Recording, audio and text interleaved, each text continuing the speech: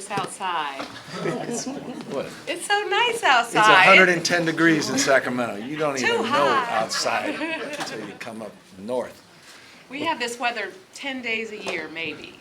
But now with global warming, it's 30 days You're a getting year. more. That's what I'm told. Sunset property values are going up, which is what we're here to talk about. Affordability. Got to be one of the #1 issues for you. Housing, Oh, yeah. homelessness, cost of living. Certainly is for the state of California. So, Mayor, thank you for hosting us. Thank you for allowing us this opportunity to dialogue with some people that are beneficiaries of your leadership and the work that's been done at the local level here to address the issue of affordability, not just as it relates to issues of rent, but also home ownership, which so many of us, all of us, I think, aspire to, at least many of us do. I'm still aspiring. And you're still working on that. Can you take advantage of your own home loan programs? I wish. You wish. Now yeah. I make too much. You make too. By the way, you do, and I know that. And then after intimately. taxes, it's like, oh my God, and student loans and rent, and it's like, Yeah, this is crazy. it's crazy. So let's Anyway. talk about that. I mean, you guys feel the same way, I imagine. You're a firefighter. You just came here for a very short period of time, and 8 years later, you're still here from Illinois and Chicago. Still here. And you spent 22 years as a deputy sheriff, and you. I can't believe you're retired.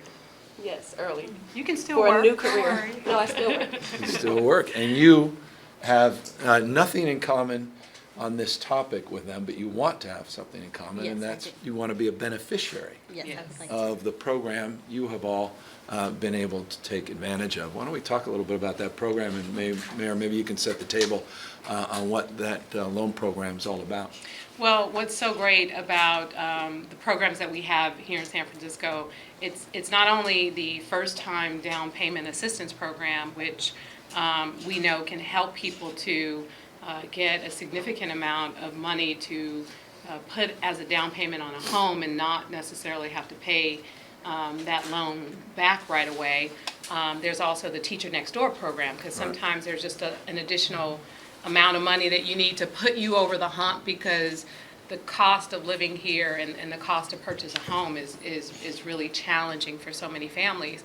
And I know that, when you say, you have a family of 4 making $200,000 a year, people think, oh my God, $200,000 a year is a lot. But just think about it. With kids, with the expense of living in the city, I mean, it's really even hard to save money to put down payment on a home in the first place. So having an option like this can be absolutely incredible. And so we in San Francisco have made a lot of changes. We put a $600 million affordable housing bond, the largest affordable housing bond in the history of the city, without raising property taxes, that will provide additional support for programs like this, so that we can really get to a lot of our middle income residents, and we can get to our educators and our public safety officials and the people that, are really struggling to afford to live here. So making sure that there are easy ways for them to get access to resources is critical to making sure that our city remains diverse. Right. It's important. That's right. So let's talk a little bit about in the practical application of what the mayor set out. You have been a firefighter in San Francisco here for 3 years now? 4 years. 4 yeah. years now. 4 years now, yeah. And you were able to navigate this lottery process. Yes. Tell us a little bit more about that and what ultimately transpired and why you're sitting with us and why you think it's so damn Oh, important. man, happy to be sitting here on the other end of this program. Name's Joe Fazio, firefighter in San Francisco. I had a few friends that went through the program, and I'd known about it for a long time and knew that pretty much that was going to be my only way to stay in the city. My mom and dad live here, and I grew up here, born and raised, and I've had so many friends and coworkers leave San Francisco to as far as Idaho to find affordable housing and make that commute work. In my own fire academy, I'd say about half were from here, and maybe a quarter still live here. And it's unfortunate that folks that want to stay can't, but I lucked out, and some of my classmates lucked out where we got this program through the city. I haven't got a chance to personally thank you, so thank you. This is it. I have a wonderful home in Silver Terrace. I love it to death. Great view. It's my dream home. I can't wait to go home every night after work, or every morning after work. This program was as a help for down payment, as you know, and there's no way I would have been able to save enough for a down payment. There's the amount that you need to just compete in this market is just astronomical. And even with the program, as I'm sure the other people here know, is you get outbid every time. And sort of the only thing that I think really helped me was my story.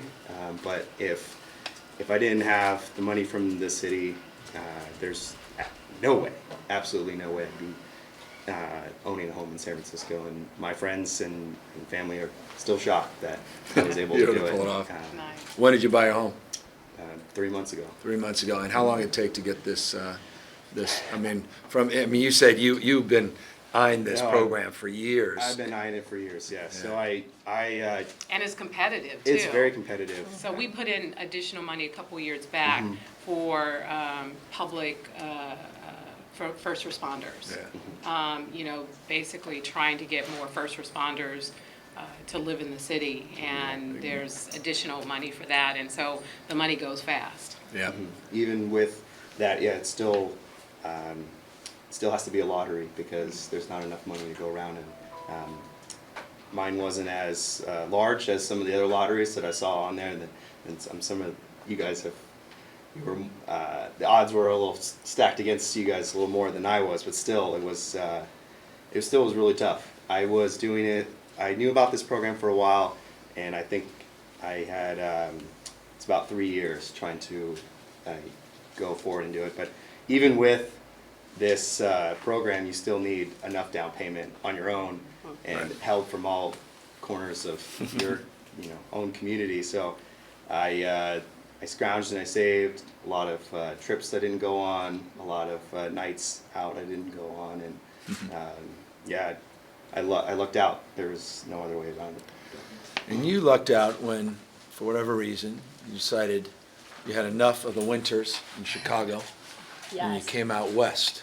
I did. But you didn't expect to be out here this many years. No, I moved from Chicago about 5 years ago. And I thought it was totally going to be a temporary thing. So did my family. And 8 years later, I'm still here in San Francisco as a teacher at Stark King Elementary School.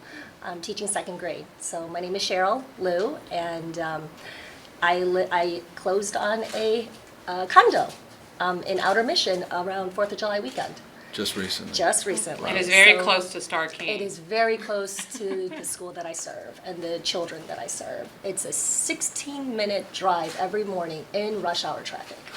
It's amazing. So thank you to the Mayor's Office of Housing. It's been an amazing learning experience, similar to, or it's just the lottery program, and it was about a good 3 years.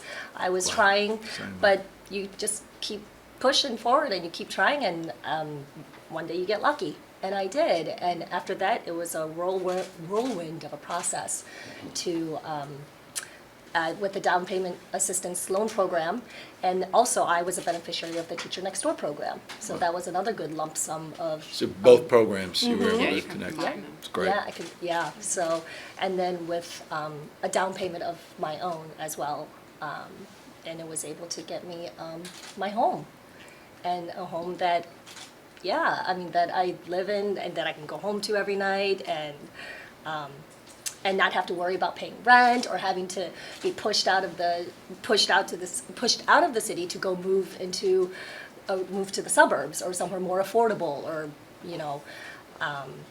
I just read an article actually 2 days ago saying that your income needs to be about $343,000 to 343? 343 from SF Gate. I don't know how much yet. Yeah. Almost there. I know afford your a- salary. afford a home. Yeah, so, and It's I was crazy. thinking, okay, that's not me, That is but crazy. because of the Mayor's Office of Housing and the Down Payment Assistance Loan Program and the Teacher Next Door program, all of these resources, it was able to get me a home and have me stay in the city and serve in the community that I have worked and lived and breathed for the past 8 years. So you want to be sitting in her I know, I have seat, a lot of right? questions for her now. I know. Tell us about your background. Tell us about your aspirations as it relates to potentially staying in the city and your own struggles with rent and housing. Okay. So my name's Yolanda Fong. I teach second grade at Francis Scott Key Elementary. I was actually born and raised in the city, went through the public school system. So, you know, this is home. A lot of people I know have moved out of the city because they can't afford to live here. I know some friends and colleagues of mine that have moved out to the Pacific Northwest, to, you know, Nevada, other places where it is more affordable, and they're constantly telling me that I need to get out there because it's a lot cheaper, you know, cost of living, houses. It's easier out there to own a home. And, you know, every time I'm checking listings out here and, you know, I see my salary, I'm just thinking, oh my goodness, maybe I do need to research this a little bit more because it gets harder and harder each time, you know, I'm checking it out, like, to live here. But I love where I work. I love San Francisco. Yeah. So right now, it is a struggle for me to own a home, but I'm constantly trying to save money, you know, in hopes that one day that'll happen. Let's see. Yeah, it's... And without me getting too personal, what percentage of your income do you spend on housing? So actually right now, I'm living at home still. Because You're I'm still trying with to save, mom and dad? I'm trying to save that money for a house in the Bay Area, hopefully. Right. Like, I've kind of realized that I might not live in San Francisco, but I'm hoping I can still stay in the Bay Area because I still want to work where I work. And out of curiosity, what do your parents say? They talk about the good old days and when they can afford to raise a family, and now here you are, you can't even afford the home you grew up in? Yeah, even my mom, she sees how hard it is for me to eventually own my own home. When she and my dad moved here 30 plus years ago, it was hard for them, but they were still able to manage to, you know, buy a home, pay mortgage. And, you know, they worked like at hotels in sales. I'm a teacher, you know, and I can't, like, I don't even know if I can afford to live here. Right. My mom wants me to save money and hopefully one day buy something in the Bay Area. But realistically, I don't know if I can anymore. And we have relatives up in Washington who constantly tell us to go up there. It's very cold in the winter. I know, Yeah. the weather. It's terrible. Well, the other Let's thing hope is, not. this is also why, in addition to programs like this, we need to deal with the process. So, for example, the old Francis Scott Key campus, where it's slated to be 100% educator housing, the additional 2-year delay through process and rezoning the property is just ridiculous. And that's really presents an opportunity to make sure that we are building more educator housing, and we need to address bureaucracy. You dealt with that when you were mayor here. You want a project done, and then it takes 3 to 5 to 7 years before you can even get a 100% affordable housing absurd. project done. Sir, It's ridiculous. we're going to talk about that a little bit more. But first, you spent 22 years deputy sheriff. Yes, You retired, but Yes. you're working. yes, You grew up in the city? Where'd you grow up? yes, in the city. And struggled with housing despite Yes. a pretty decent salary. We negotiated a few of those contracts, but not good enough. Well, tell us a little bit about, you know, where you've been bouncing around and your family background. Okay, so my name is Elaine Reedus, and I'm a native San Francisco. Went to elementary through high school here, and I just retired as a deputy sheriff about 3 years ago, but still working. As far as housing, I was a homeowner, but I got into an upside down loan and I lost it. I'm sorry. Oh, God bless. So it's a blessing for me to have been able to get another home. And probably about 4 years ago, I lost my home. I had the short sale. So I have been looking at this program for a long time. And I was able to, hold on, I was able to put my application in. They picked my name. And I don't think, I call it a blessing. So I thank the mayor. I'm sorry. No, it's- I don't want to be in here crying. But anyway, so my family grew up here, and all of my family members, they've moved out. They're in other cities. And my grandmother taught at this school Wow. Great. in the 60s and 70s. So just being able to have the down payment assistance, thank you. And being able to, it's still, we need the programs. We need the 100% affordable, thank you. Because even like Mr. Fazio said, it's even hard to save enough money. Yes. So we have to make a lot of sacrifices to even save to get into the down Even payment with these assistance. programs. Yeah. So another thing that I believe is important is the Housing Development Corporation counseling. Yes. Because had I had that counseling, I probably would not in the have first place. even gotten into that first home Yeah. over my head. Yeah. I could have gotten into something affordable. Yeah. And that wasn't down payment assistance, that was just regular. So that's very important. And then just the education on what to do and what not to do. I was the first person on my mom's side of the family that purchased a home. I grew up in subsidized housing in Fillmore. And so it's a blessing to be able to have the home and also to have other people, natives of San Francisco, to be able to stay here. And I'll never leave. Also building generational wealth. I have something to leave my daughters. There you go. So it's very important. And then they see me with a home, and now they believe they can buy a home because I never believed that I can even own a home. So, sorry, I'm in national TV. Yeah, That's it's life. wonderful. It's come on, it's about your kids. This is real. And so I appreciate, and I love that you're in Bayview, Yes. which is great. And I'm All the able to changes. give back as a retiree. I do still work, but I'm able to give back to my community because I do make my own schedule. So that's one thing that I love to do, and I love to share this program and being a testimony. Yeah.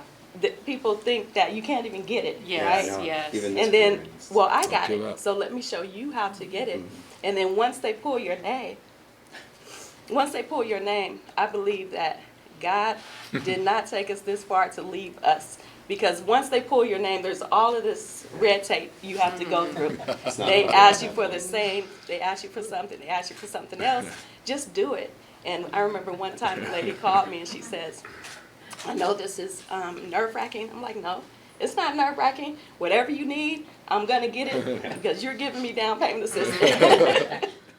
So yeah, I would say some people may want to quit once they are chosen because of all the paperwork. It was hard, right? Yep. Yeah. Right? It's a lot. But It was- if But you they do pull it. your name, you are getting a home.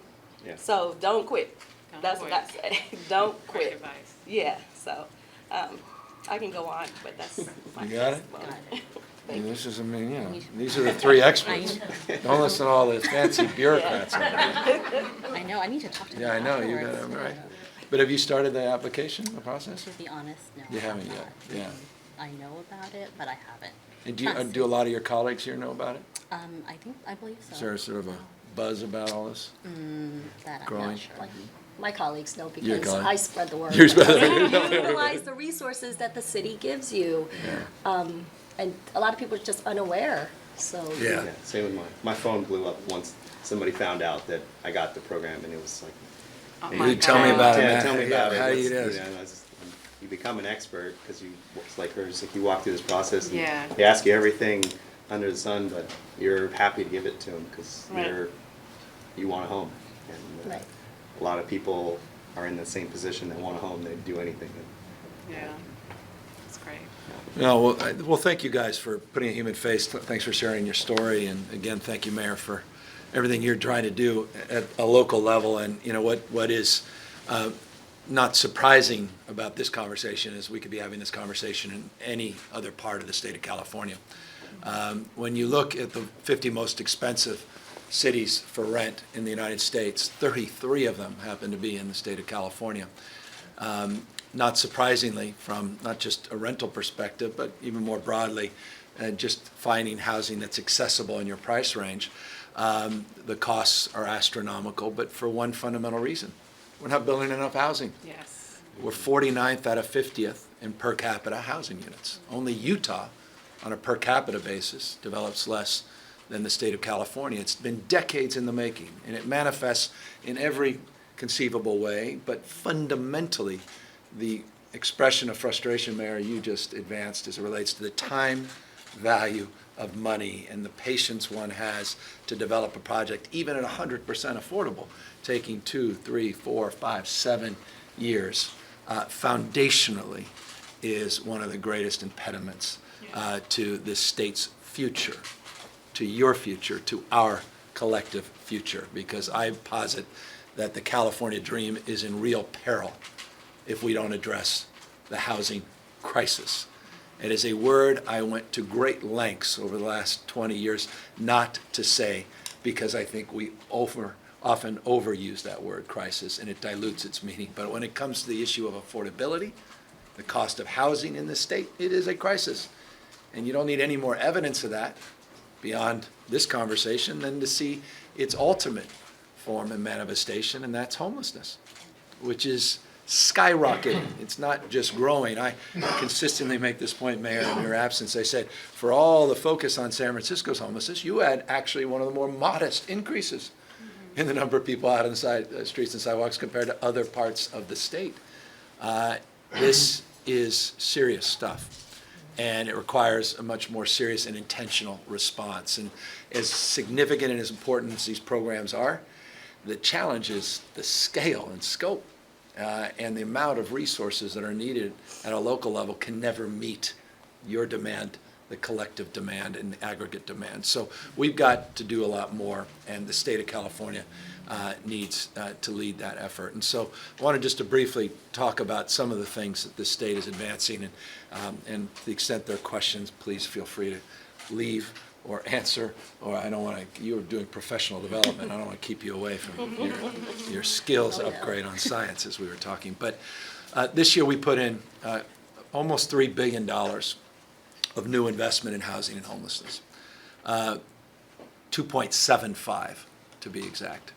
1.75 of that was to help support local efforts on housing, both from a financing tax credit perspective as well as loan perspective. $1 billion in new tax credits and loans were set aside, and that's all about leveraging what's happening at the local level, leveraging what's happening in the private sector, and being able to pull down more federal dollars. We believe just our tax credit program can leverage $1.5 to $2 billion of additional resources beyond the $500 million that we put into that program. We have put up $250 million to help cities large and small with their pre-development work, with their planning work, to update their master plans, to get the consultants, the experts, so that we have mitigated one of the principal complaints I hear, and that is we simply can't afford the staff. There are other priorities in this state, so we've offered that as resources. $500 million just in infrastructure financing, because a lot of cities cannot afford the sidewalks, the lighting, the sewer hookups. So we have an unprecedented amount of money in that space to draw down. That was something that came out of dozen-plus conversations we had with smaller rural cities in particular that are struggling just to quite literally do basic things, let alone help invest and jumpstart housing production. $1 billion in homelessness. It's substantially more than we've ever put in the past. $650 million directly to the cities and counties for flexible purposes, rapid rehousing, conversions of old motels to preserve, not just to expand SROs in San Francisco, other preservation efforts in other parts of the state. But all that's not enough, and I'll close with this. There are 3 additional things that we're working on in the legislature over the course of the next few weeks. We got to deal with rent gouging in this state. Some cities have rent control, some don't. Some are more aggressive as it relates to those issues. Issues with Ellis Act and owner movement evictions, et cetera. I don't think any city's more aggressive than yours, Mayor, but it's still challenging. We're working with the legislature to get rent gouging ordinance to my desk, and this is one of our top priorities over the next few weeks before our legislative session ends. We also are trying to get $331 million set aside to help tenants that are on the verge of eviction, to help them with legal support. We're trying to create an annuity, an endowment. Instead of, it's an interesting way, it's something I, even looking back as mayor, with surplus dollars to potentially look at not just one-time investments, forget ongoing because those are stressful for mayors, and particularly have to balance budgets, but an annuity of sorts. So we're setting aside $331 million, regardless of recessionary pressures, that will be set aside for rental protections and legal aid. Those dollars will be made available in San Francisco, all across this state, and that's a legislative effort as well. And then finally, we've got a bill that goes directly, Mayor, to your frustration about permitting. Nancy Skinner has a bill, SB 330. I don't want to bore you when you throw SB and 330 out and everyone rolls their eyes. But it's a streamlining and permitting bill to address the abuses and to address some of the abuses of local government that are down zoning at a time of crisis as opposed to up zoning in terms of trying to get more housing production in their cities and state. And so it's a really important legislative effort that we are hoping comes to my desk in the next few weeks. And so that's the message we want to send, that we're getting more serious about this than ever. We have $500 million additional dollars. I know you got to add all this up. Half of you, I've lost you. But in this No Place Like Home bond that we were able to put out for supportive housing for people with behavioral health issues, a lot, again, more resources than there's been in the past, but never have we had a challenge this big in our state's history. And so we have to meet it head on, and you're doing it at the local level. We need to do more to help support you at a state level.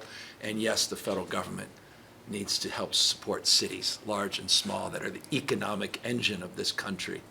And increasingly, it's not just this administration, but previous administrations. Federal government's gotten out of the housing business. HUD is a skeleton of what it once was. And I think it's incumbent upon governors and local leaders to call that out as well. We can't do this even at a state level alone. We need the federal government to get back in the housing business, because urban and metro America is struggling with these issues, even in Chicago, not just here in San Francisco. And this is incumbent upon us, I think, to call that out as well. So that's the broad strokes message, and forgive me for being long-winded, but it's a big issue, important issue, and complex issue. And again, we're grateful for all your leadership and all of you for being with us today. Happy to take any All right, questions. so we'll let the guests go if that's fine. Well, unless they have any questions for them. Do you have any for them? Because I don't want to burden all of you with, They're just here for you. no, I don't know. No, well, that's just a mayor saying, I need to get out of here. That's smart. That's what I would do. That's right. great. Happy to take any questions. This or other topics. Carla? In relation to housing and funding for cities, on this issue of the split roll, that may be before voters, what's your position on, there's a We've new been ballot, work- a new ballot measure rewritten, et cetera? They've refiled, but I want to compliment not only those that have refiled, but others for their willingness to engage and to pursue a compromise, pursue an alternative, pursue a strategy to avoid a historically costly ballot fight. I don't know what will come of those conversations, but those conversations are ongoing. They have been for some time. They have been renewed with a deeper sense of urgency over the next number of weeks. But my position is to see if we can process those conversations along and try to build a monochrome of consensus, because at the end of the day, there are winners and losers in a property tax debate, and not everybody will be left happy. So I don't want to overstate these efforts, but those are ongoing negotiations. Governor, as it pertains to housing, obviously homelessness comes up so much because the problem is so acute. We see the effects on our streets everywhere we go in San Francisco, Los Angeles, across the state. But when you sit down in a roundtable conversation like this and you hear from teachers and firefighters and people who make up sort of the moral fabric and service fabric of communities, and they're being displaced as well, do you think that also represents sort of an existential crisis, to borrow your words, not overstated in this conversation? I don't think you do overstate it, and I love the way you frame it as well, from a moral perspective as well, in terms of who we are as a society, what we represent, what is, how do you define community and a commonwealth when so many people that appear to be doing well are actually struggling, and so many people that clearly are struggling are also struggling in historic numbers. And so this issue is, look, it's been with us for decades. I mean, I was a former supervisor here 20 plus years ago. This was the issue. It hasn't gone away. It's just more acute than ever. And the nature of the change is now been fast-tracked. I mean, I'm even feeling it as a fifth-generation San Franciscan with family here and businesses here. I'm acting like that old San Francisco. I remember the days, and and this place is, I'm starting to act like that. And so I know where those impulses come from, because they're warranted, and I'm concerned about that. But I'm also concerned now broadly about the state. And so rather than complain about it, rather than lament about it, we're trying to do something about it. We are doing something no previous administration is doing. We're holding folks accountable as well. I didn't talk about that. I talked about the carrots, not the sticks. But we're suing. Look, I sued, first act as governor, I sued Huntington Beach because they didn't want to get in the housing business. They weren't doing enough. 46 other cities were being threatened with lawsuits. Tomorrow, we're going to announce 7 of them now are in compliance. Another one across the bay just came into compliance. We're working with the others to get them in compliance. I just passed, we had what we call a trailer bill in the state that will allow courts to actually take over as conservators some of the cities and the resources related to the cities that they receive from the state if they don't produce housing. So we're going to get much tougher, because at the end of the day, the state of California can't develop the housing. At the end of the day, the state of California can't solve the issues of homelessness for local government. Localism is determinative. It has to happen at the local level. My job is to amplify good behavior, support these local efforts in every way I can, with support, but also accountability. And we have to see on the back end the accountability. We've got to see results. You can't just keep throwing money at this. I mean, I want to know what they're going to do with this $1 billion this year. I want to see real results. We gave them flexibility, deep urgency, new rules, new regulations. We're going to help you with the NIMBYism that exists. I'm going to push back against that as well, but I want to see real results. And forgive me, that's not a soundbite, but it's a mouthful because this is so profoundly complex and yet so simple. More housing, deeper prevention dollars, keep people in their homes, and let's preserve existing housing stock. So on this issue of accountability, it's great to have businesses and jobs and whatnot, but there's been a lot of talk with the corporations coming in, leading to gentrification, tax loopholes, they're not paying their fair share. So what discussions are you having with the business community to get involved? Significant. And you've seen a number of announcements which are examples of those conversations now being made public with particularly some of the largest tech companies in the state of California that have committed funds for housing, not just for low-income housing, but for workforce housing as well.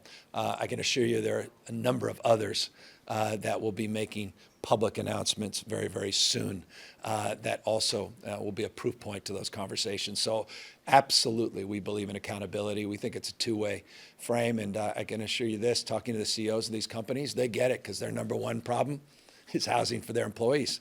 Drives up the costs for them as it relates to recruiting talent and salaries, and it drives most principal complaint they get in terms of retaining their key talent, because their families that are earning a great deal of money can't afford to stay in the Bay Area. Governor, developers say they're being disincentivized to build housing because of the high local fees, the impact fees. We know about San Francisco, it's especially high fees. Yeah. You and I talked about this on the phone last week. But the cities say, well, we've done a redevelopment, Prop 13 money, we need to. Well, I mean, let me just say this. There's more money in this year's budget, substantially more than the amount of money that was set aside when we ended redevelopment. And I can go through the list on the Atkins transaction fee bill, the No Place Like Home money we put up, the $1 billion+ in new tax credits and loans I put up.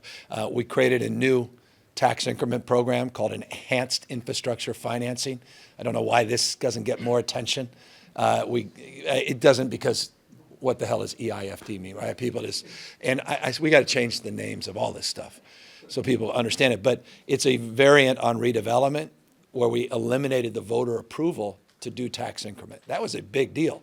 That just in and of itself was a big deal, but it got lost with this larger housing package. But the impact fees are usurious. I'll say it. And we got to call that out. And the reason why is exactly to your frame of the question. And it goes to Carla's question. Because the way our property tax allocations work. And Prop 13 is the principal source. If you want to go to the why, you go back and you got Prop 13. So you got to connect that dot. So what I'm trying to do in these conversations is connect the impact fee conversation to the larger negotiations. That's a bank shot of sorts because it makes it particularly more complex, but I think it's so fundamental and foundational in terms of addressing the affordability issue in the state. Because you can't build an $800,000 affordable housing unit. That's laughable. And that's what you're doing here. It's $500,000. I don't know if I was Chico, forgive me, but someplace where I'm like, you got to be kidding. They were at $500,000, not in a big urban center like this. That's just never going to happen. So we're incentivizing new styles. Forgive me, but in that list of things, we are encouraging and we're prioritizing new modular prefab strategies. We're doing a lot with excess surplus property in the state. We had 45,000 parcels we reviewed of state property, 1,300 that we think we could set aside for development. And we're prioritizing those methods for those parcels. And we already have 6 cities that are partnering with us to fast track the development of those units in order to get those costs down and waiving all of those state-related fees and fast tracking our permitting processing. Governor, in order to be able to afford housing, you got to be making enough money to do that. And one of the problems is that in the recent years, there's a bigger and bigger part of the gig economy. AB 5, which is passed by the Assembly, is coming up, which would essentially make it harder to make people independent contractors and force them to be actual employees with benefits. How do you stand on that? What do you? Well, we're negotiating on it, and we've been negotiating on it for 9 months. And you say, wait a second, you've been governor only 7. I think right after I think a week before, frankly, that election, we started having very robust conversations. Those continue. And about 2 hours yesterday and about 6 the day before. My chief of staff has consumed most of her days to see if we can accommodate different points of view. As you know, many folks have been accommodated with amendments to AB 5. They've been a number of industries that have been carved out. And I know this, by the way, impacts all of you as well. And so many others would like carve-outs or would like accommodations or like to be considered differently. And I'm open to argument. So we're pursuing that. And I, like Prop 13, am not naive about where the prevailing wind is on either of these issues. Governor Newsom, the victim in the Austin Vincent case reached out to you on Twitter. She was attacked by a homeless man. Funny, I just walked in, and I try to avoid my thread on Twitter because I have enough emotional issues from my early childhood trauma. But I was just made aware of this, and it was a very serious issue. And it goes to the core of people wanting to live in a city as spectacular as this. And that foundation is safety. And I hear it all the time, these quality of life crimes, these crimes that were stopped, and it appears in this case, She was very fortunate. It could have been a terrible incident. It was just a traumatic one. And how often they're dealt with. People sometimes think they're just flippantly dealt with and not seriously dealt with. And people are back out on the streets, potentially can commit the crime again. So I'm very sensitive to what was presented to me, but I don't have the benefit of the details and facts to address a tweet. But I deeply respect the emotional tenor of not only that example and that incident, but more broadly, what I hear when I come back into the city about car break-ins, about quality of life, about what's happening on the streets and sidewalks. And as a former mayor, I'm deeply sensitive to that. Your mayor, I think, is doing an extraordinary job, but she's going to need, as we all do, more support. And it's one of the reasons we're here in the city. Governor, switching gears a little bit, but sticking with the theme of safety, San Jose Mayor Sam Liccardo recently introduced a measure that would require firearm owners to either register for insurance policies or pay fees that would go into public emergency funds. What do you think about that, and is it something that could be done statewide? Yeah, it's an open-ended question. He was coincidentally up in our office 2 days ago. I asked him about it, and we're really looking forward to his exploration. I mean, he was very pragmatic about it. He says, we are pursuing it, but it continues to be a pursuit. And so we're monitoring that closely, and I'm intrigued by the concept, but I want to see where he takes it. And I know that there are a number of people, including the conversation I had with our leadership 3 days ago in the Capitol, that are also looking at that, and that's all I can say right now. There's no pending legislation, but there is intrigue around that frame. What can you do along with the leader to get HUD back into the business? 2020 is one of the perhaps the most important thing we can do, because our current HUD leadership is, well, 2020 is important, but it's not just 2020. I'll be candid with you. I mean, it's been a point of frustration going back to when I was a parking and traffic commissioner in San Francisco, and you look at the trend lines of HUD in terms of their housing support, and it's been in decline for 3 or 4 decades. And I just think, you meet with mayors, you meet with governors. I just was with the Governor Association. The issue of affordability is not unique to California. It's just extreme here. But this persists in large metros all across this country, and it's a growing issue in America. And the reality is, at the end of the day, we need the federal government to help support some of these regional and local efforts. And I think you'll start hearing a united chorus around this that hopefully could fundamentally answer that question, not just with administration change and leadership change, but a foundational understanding of what's at stake in terms of affordability in America writ large.